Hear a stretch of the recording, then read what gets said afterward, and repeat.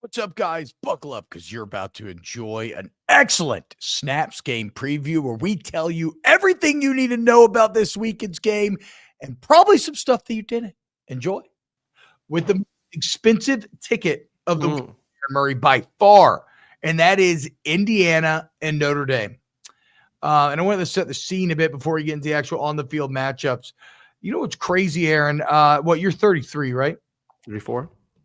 34. Okay. I'm 35. And I realized today Notre Dame has not won a national championship since 1988.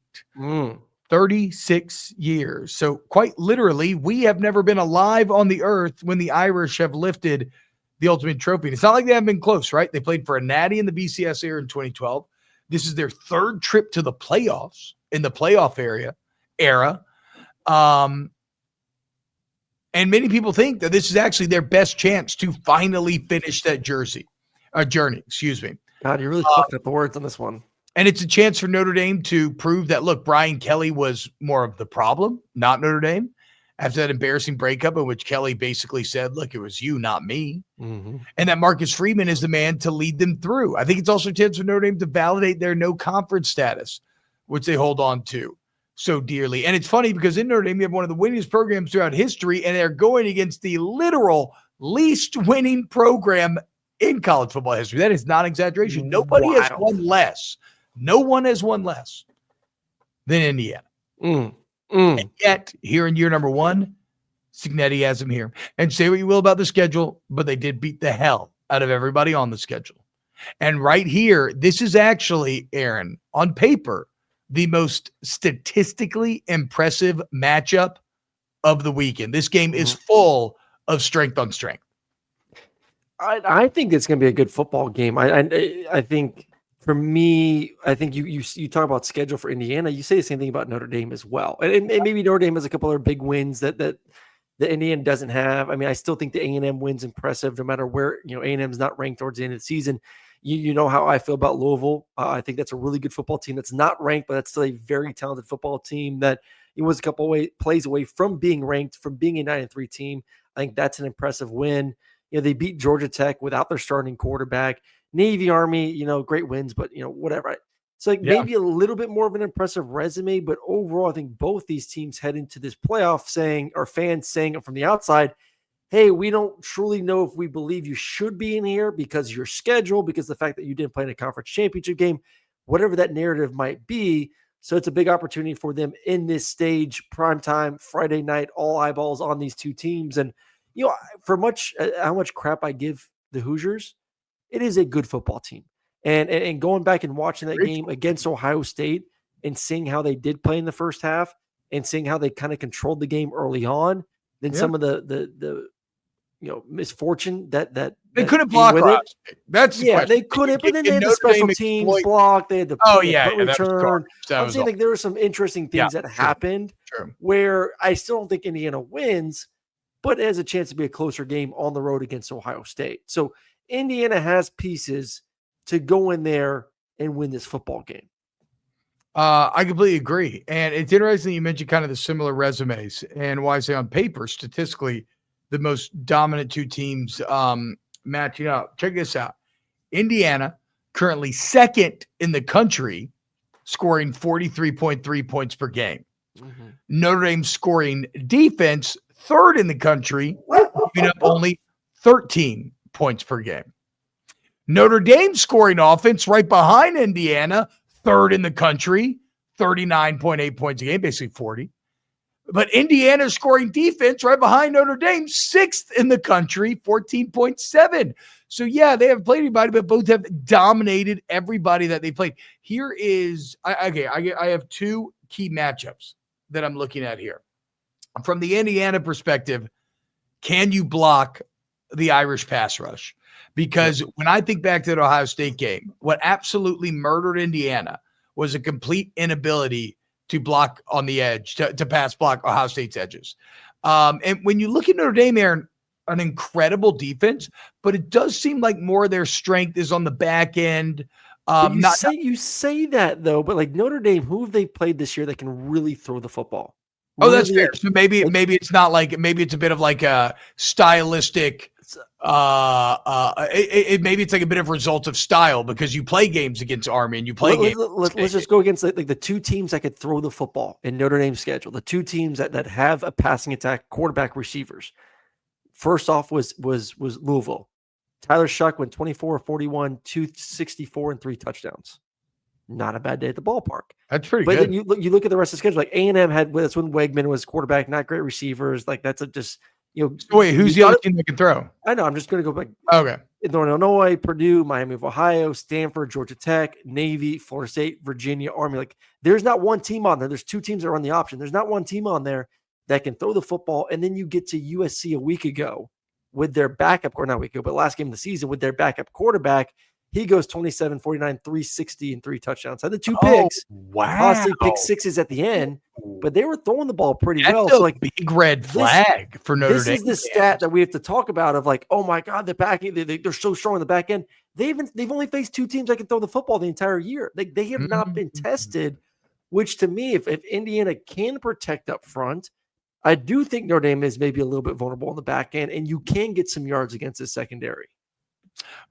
Very interesting, man. A very good angle by Aaron Murray there that I had not that I hadn't really considered.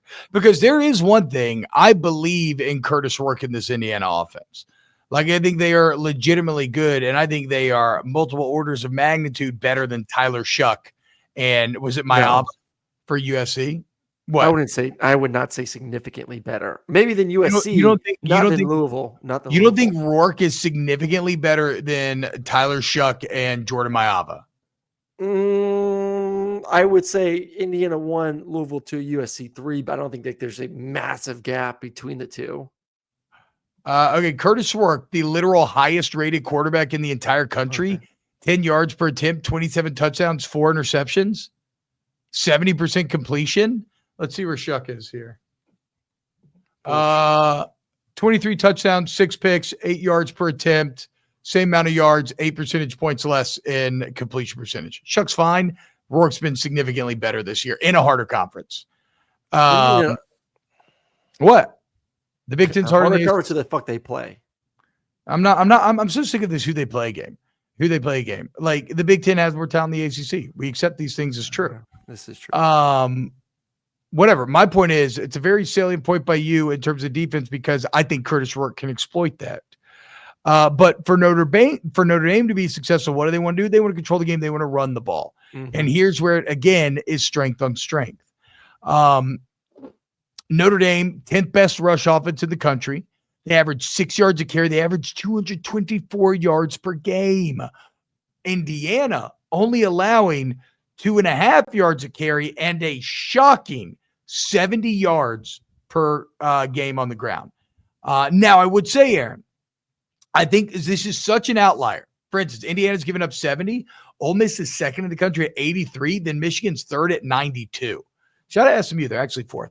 But why I think this is interesting, or at least why I think this margin is so wide is because Indiana's beat the shit out of everyone so badly that like you just couldn't run the ball. You had to try to throw your way back into the game. So I still think this is an elite Indiana rush defense, but do you think it can hold up against one of the best rushing offenses and one with a quarterback, mobile quarterback too? Yeah, and Riley Leonard, who is the key behind that rushing. Well, and also you want to make sure that Riley Leonard's not put in a situation where he's having to throw the football. So I do think that there's an urgency for Notre Dame to not get behind in this game. Like if I'm Indiana, if you can take some shots early, if you can find a way to do what you did against Ohio State, I feel really comfortable. Like Indiana can play from behind. Like Indiana can find a way to make a comeback.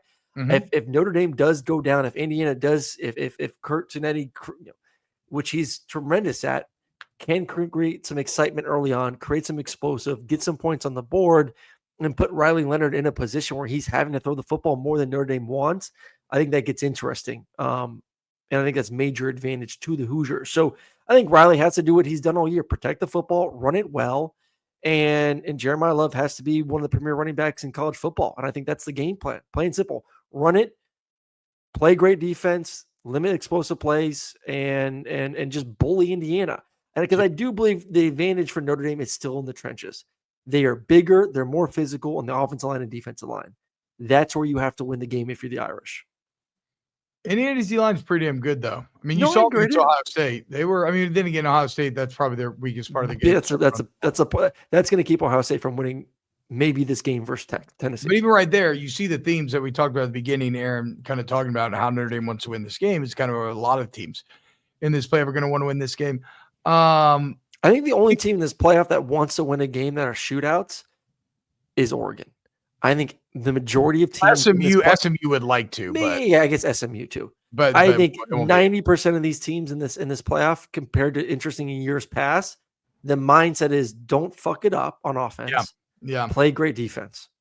As long as we don't turn it over, we have a chance to win these games. I don't think anyone wants their quarterback to go out there and win them a football game right now. Who has the coaching advantage here?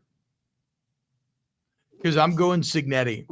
I think it's real interesting hearing and reading people who have. I would say Cignetti a little bit too. Who have worked with Kurt Cignetti and how they describe his ability to game plan as a bit of a superpower. Yeah.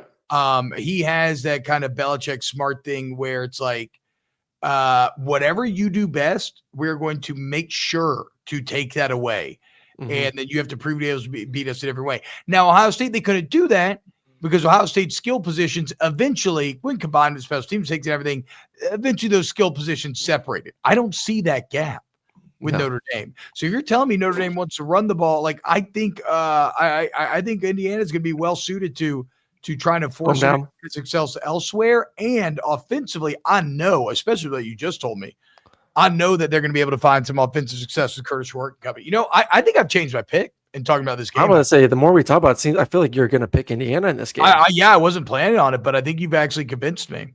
I feel like I've convinced me too. I was giving Notre Dame's defense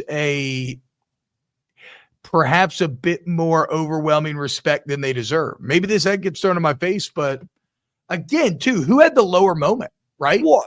Who had the lower moment this season, though? Like it's undeniable. It's Notre Dame. They lost to Northern Illinois at home. Like, 100%. So we sit here and shit on Indiana for their loss, but Notre Dame lost to a middling Northern Illinois team, not even a good one. And it is interesting too with Indiana. We talk about going against the run. You know, the games where they were going against teams that as we broke down those games, perceived as advantage for the other team when it comes to physicality. They were the more physical team. Nebraska, Michigan, Ohio State, at times, especially early on in that game. So yeah, look at the Michigan rush numbers. That would be fascinating. What did Michigan run for against Indiana? Not much. I just had it. Michigan ran for 69 yards, 2 yards per carry. Bro, that's crazy. I agree. And I believe the Ohio State rush yards came later in the game too. I'm going Indiana. I'm going Indiana on the road. What's the spread here? 7, right? 7. I mean, I'm smashing Indiana plus 7.